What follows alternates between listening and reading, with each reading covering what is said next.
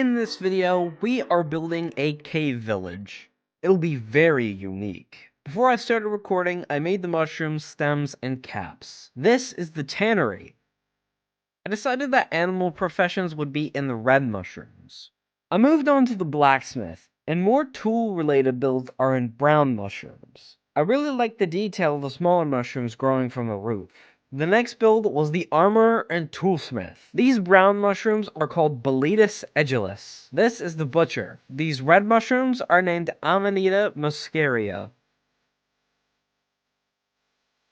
So I built these blue mushrooms called Lactarius indigo for the next build. It is the cartographer. As you can tell, there are also different building styles associated with each mushroom type. I started to make the fisherman's house a blue one, but I remembered that it should be red. Next up is this one, which is brown since it is the Fletcher. The library is blue and a bit more grand than the rest so far, having a much larger section on the bottom here. The last build of this row was the stonemason. I moved on to the second row, starting with the shepherd's house. I made sure to give it an area for the sheep at the bottom. Then I made another type of mushroom over here. This is Pinellus stypticus, which grows horizontally from caves or logs. It is also bioluminescent, which I'll explain how that works later. These are used for the farms and houses. So the smaller houses are in a type of bioluminescent mushroom called Mycena lux caeli. It was difficult to fit a house interior into the small caps of these mushrooms, but I got it all figured out. You probably also noticed that I shaped them out of wool beforehand. This was just to make sure the shape was correct. Then I just reorganized them into a second unit. Until then, I moved on to the larger houses. I made multiple floors in these houses by stacking the smaller mushrooms on top of the larger ones. I really liked how these turned out. I also made these smaller houses here, as you can see. Some of them are single floors and some have 2 floors. The last of the buildings I did was the church. I made it have this tall design, but I kept the rounded roofs. Now, the smaller details. I built smaller versions of each mushroom type I made for the houses, which I'll place around like trees. Beside these are some small carts, little areas where mushroom material is stored, and a bench. Down in the cave, I placed down the first build and then began terraforming. The terrain in a cave is obviously very rough, so it took quite a bit of smoothing out to get it right. On the screen, you'll see the mushrooms popping up. Well, I'm being interrupted here by my cat. This is Bear, by the way, guys. Say hi to Bear. Bear. Hey. Hey.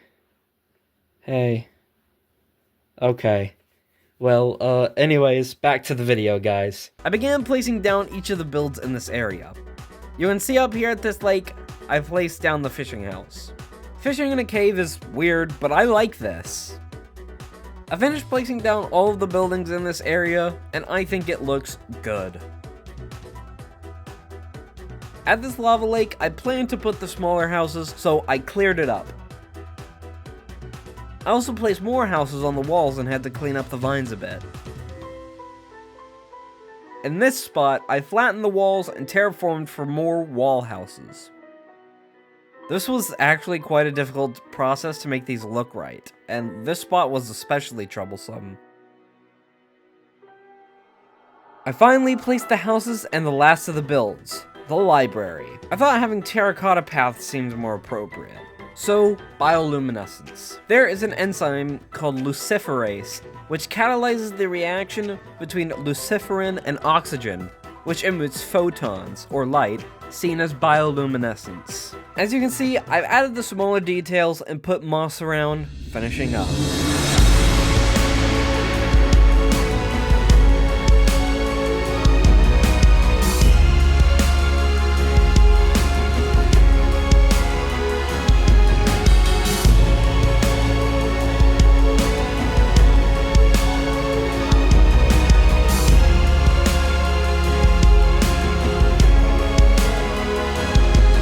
This is undoubtedly one of the most unique villages I've ever made. I really love it. Learning about these fungi and about how bioluminescence works was also extremely fun. And I hope you guys found it as interesting as I did, and I hope you guys love this build. All that said, that's all for this video. If you did enjoy, please leave a like and maybe even subscribe, as it helps more than you know. More great videos are on the way, so I'll hopefully see you next time. Have a good day, everyone.